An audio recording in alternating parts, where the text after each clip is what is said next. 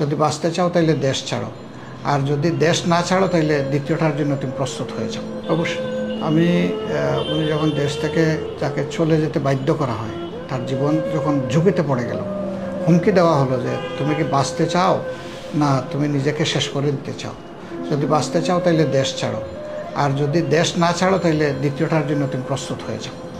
তো এরকম একটা অবস্থায় একজন নিরীহ নাগরিকের কি করার থাকে? সে তো বাধ্য হয়েই দেশ ছেড়েছে। এটা জাতির জন্য দুর্ভাগ্য। সে কোনো দলের এসেট নয়, কোনো গোষ্ঠীর এসেট নয়, সে কিন্তু জাতীয় সম্পদ, বিশাল সম্পদ, যার কথায় লক্ষ তরুণ উজ্জীবিত হতো। যারা বিপদগামী ছিল তারা পথ খুঁজে পাওয়ার মতো অবস্থায় চলে এসেছিল। এর আগে এই কাজটা করতেন আল্লামা দিলওয়ার হোসেন সাঈদ। তা এই জাতির এই কণ্ঠটাকে যখন লোহার কাছায় বন্দি করে ফেলা হলো, তখন আল্লাহ তাআলা তার মতো মিজানুর রহমান আজহারের মতো একটা সম্পদ এই জাতিকে দান করলেন। কিন্তু কপালপোড়া জাতি এই সম্পদ থেকে বেনিফিট না দিয়ে বরঞ্চ তাকে ক্ষতিগ্রস্ত করার জন্য মারার হুমকি দিয়ে তাকে দেশ থেকে বিদায় করলো। এটা খুবই দুর্ভাগ্যজনক। তিনি এসেছেন দেশে, হয়তো অল্প সময় থেকে আবার চলে যাবেন, আবার আসবেন।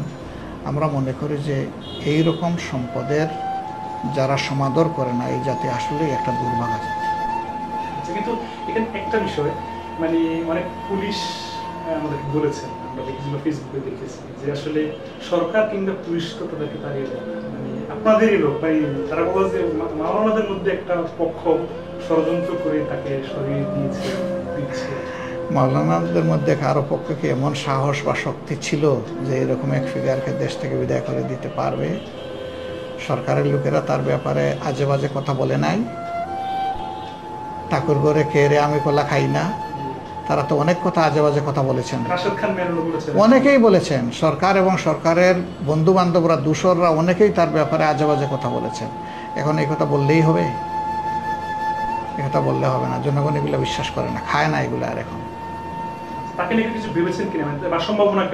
আলহামদুলিল্লাহ সে এই দেশের মানুষ, এই দেশের তরুণদেরকে সে উজ্জীবিত করবে। আমরা চাই সে দেশেই থাকুক, দেশের খেদমত করুক, তরুণদের নিয়ে কাজ করুক, জাতিকে নিয়ে কাজ করুক। আমরা এটা চাই, এটা সবাই চায়। তার ফ্যান কোনো, তার সমর্থক কোনো নির্দিষ্ট দলের মানুষ না। আপনার নিজস্ব প্রতিষ্ঠান যতটুকু শুনেছি, আমরা ফেসবুকে দেখেছি যে অমুসলিমরাও সেখানে কাজ করার সুযোগ পাচ্ছে। এটা আসলে আমি তাদেরকে অমুসলিম হিসাবে দেখি নাই, মানুষ হিসাবে দেখেছি। তাদের যোগ্যতাকে দেখেছি, কোয়ালিটিকে দেখেছি। এই জন্যে যার যেখানে প্রাপ্য, যেটা প্রাপ্য, সেখানে প্রফেসর আছেন, বিভিন্ন লেভেলের শিক্ষক আছেন, ক্লিনিশিয়ান আছেন, টেকনিক্যাল স্টাফ আছে, নার্সিং স্টাফ আছে। তারপরে যাদেরকে চতুর্থ শ্রেণীর কর্মচারী বলা হয়, আমি চতুর্থ শ্রেণী বলি না, আমি বলি যে প্রাইমারি লেভেলের কর্মচারী যারা আছেন, সকল লেভেলে বিভিন্ন ধর্মের লোক আছেন।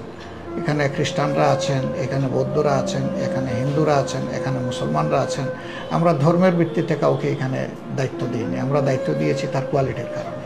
এবং আমরা এই জন্য আগেই বলেছি, দল ধর্মের ভিত্তিতে আমরা কোনো মেজরিটি মাইনরিটি এই সমস্ত জিনিস আমরা পছন্দ করি না, এগুলো আমরা সমর্থন করি না।